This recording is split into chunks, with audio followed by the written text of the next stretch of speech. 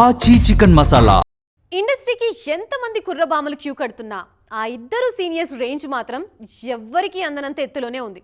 తోటి హీరోయిన్స్ అంతా రేసులో వెనకబడుతున్నా సరే ఆ ఇద్దరి క్రేజ్ ఏ మాత్రం తగ్గట్లేదు సరికదా, ఇంకా పెరుగుతూ వస్తోంది.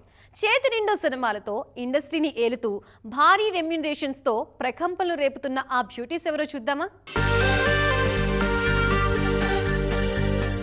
త్రిష, నయనతార ఇద్దరే.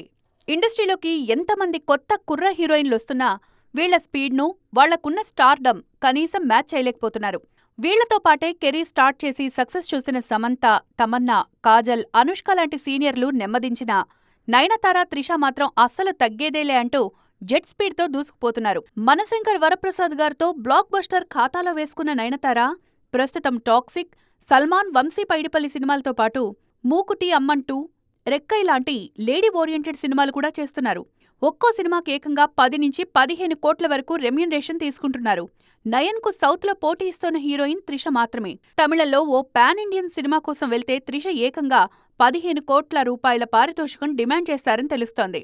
విజయ్ గెలుపు కూడా త్రిష మార్కెట్ పెరగడంలో హెల్ప్ అయిందనే టాక్ తమిళనాటుంది. పైగా ఈ మధ్యే త్రిష నటించిన కరుప్పు 300 కోట్లు వసూలు చేసింది.